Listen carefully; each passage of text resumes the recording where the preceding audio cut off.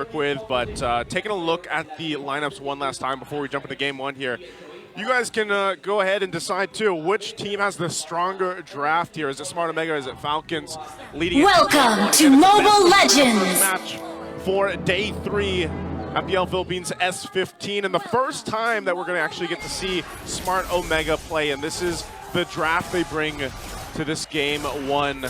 And with that, too, again, we know that they can play around with this mobility. Like, anytime you see Joy in the jungle, you're going to be working around with the mobility, and you top off that by having that Hylos there to help kind of slow down the opposing team. But you just have to watch out for the amount of crowd control from Falcons here.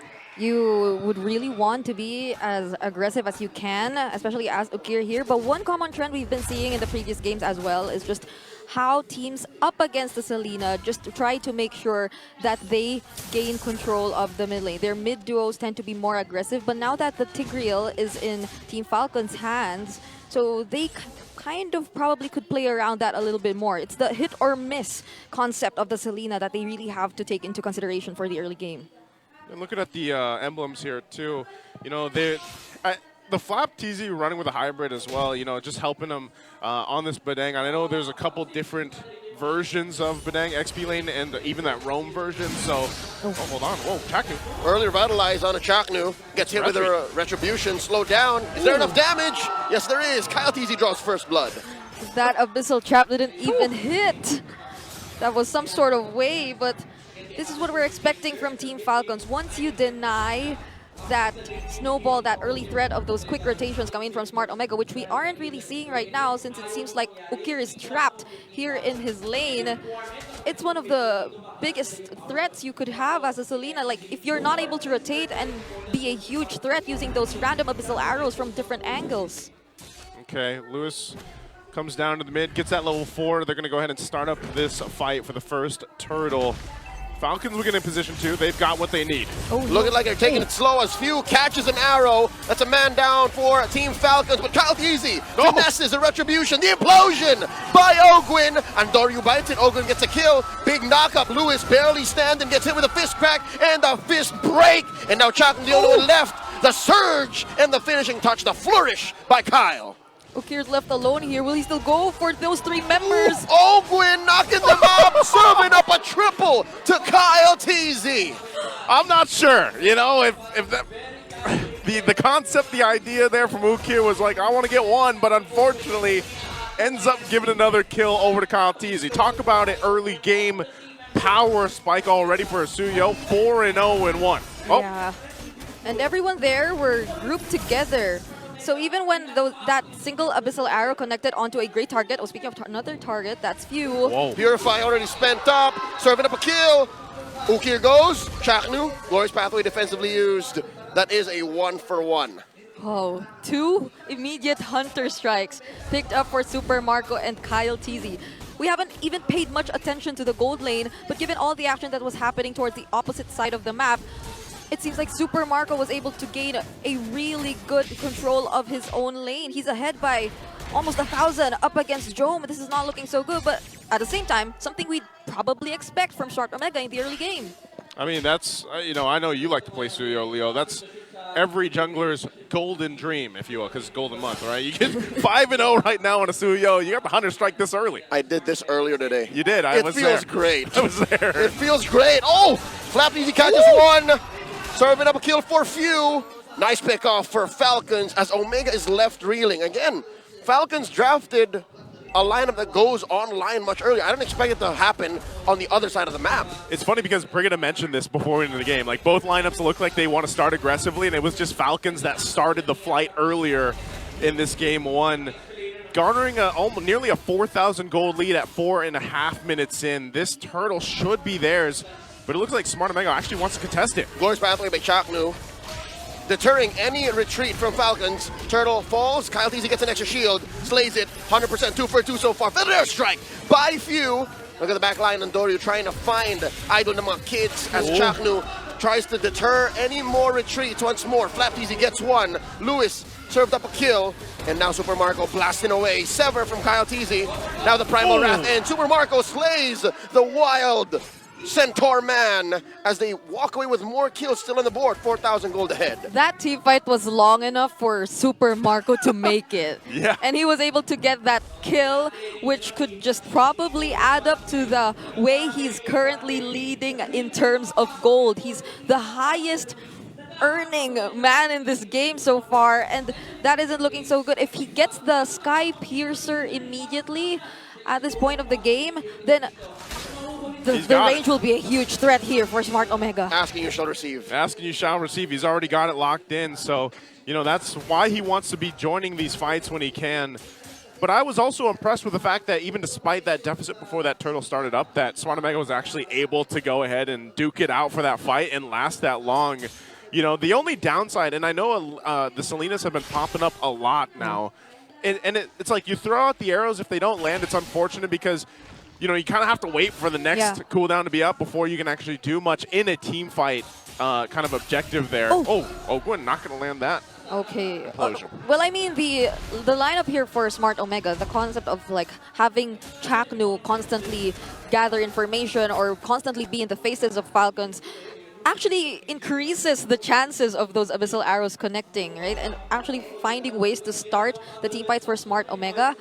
But as we've previously mentioned, it isn't like they actually spot out members from Falcons alone. It's always that they're grouped together or paired up, similar to what we're seeing across the map right now.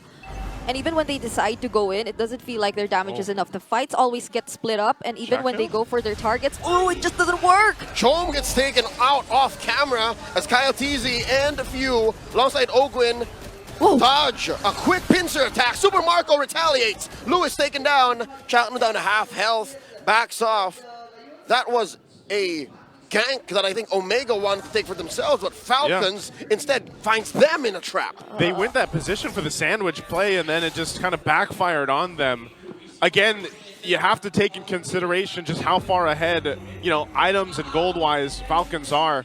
So even though that might have worked in their favor, ultimately it just backfires. Yeah, and it's very unfortunate that it was Jome which fell first for Smart Omega.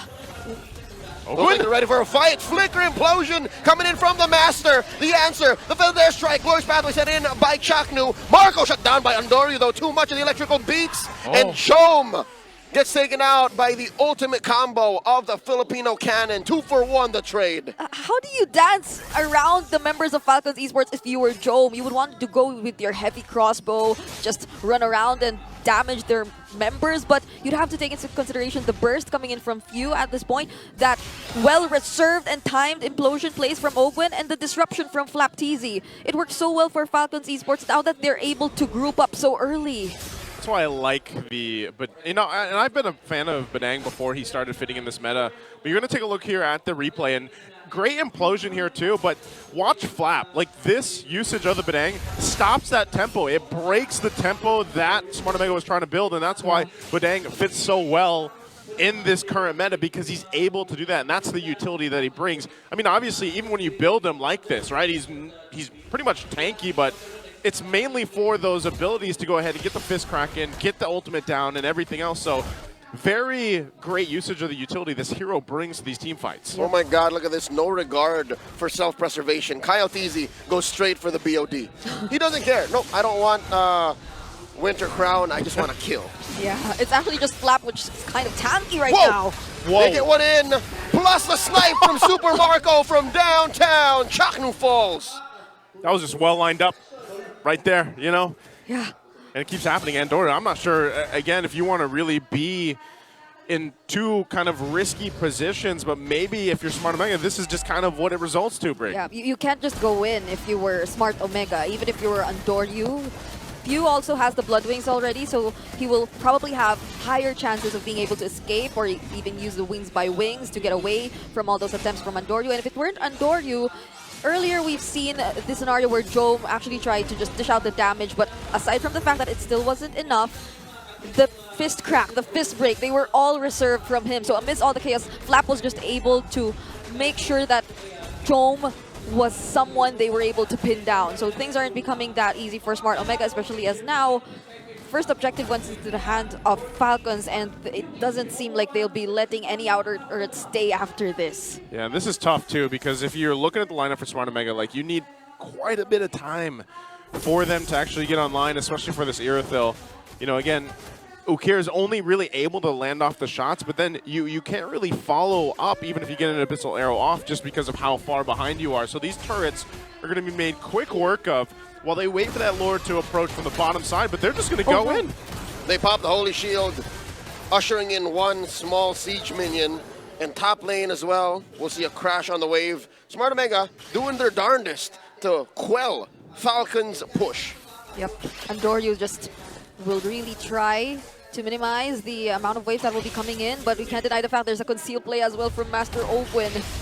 They could threaten away Smart Omega. I cannot see the tempo setting come in from Smart Omega. Few pulls out the Feathered Airstrike, pushing in bottom lane inhibitor. That's just the top lane left for Smart Omega, and they're doing their best. They are holding on. They can't even leave their base. They can't leave the base. 11 minutes in, 12,000 ahead. Just a very one-sided game one here for Falcons so far, with the Barangay just kind of trying to figure out what can we do. They've resulted in throwing Andoru all over the map, trying to cut wave, steal, but his team. Andoryu, they need you! The flicker and the onward from Lewis might not work out. Okir falls first. Lewis follows up next. Chaknu down as well. It's a double for Kyle, and that leaves 2 to defend. There's Andoru. You want to buy time, but how could you in this kind of situation where Falcons just keeps going for it? Charge Surge, finding Andoryu, forcing him to back off, retreat into his own side of the jungle. Oh, he's playing possum. He's just having Falcons chase him down. Kyle and Andoryu. Cat and mouse. All right. They're up top. Hiding in one, surges into one brush, feints the recall. Kyle Teasy severs the heal. Andoryu running around. Tom and Jerry. Trying to catch him here. The rest of the team, they're happy with that. They got all the turrets. In comes Few. Wings by wings. They know that they're in the Y brush. And the stun and the takedown. All the ults thrown to take down the Nightmare. What perfect timing. Andoryu won't be there for the Lord. Not that they could be confident enough to contest it either way, but that just minimizes their chances of making other plays, which could like bring up their goal, because that's what they need.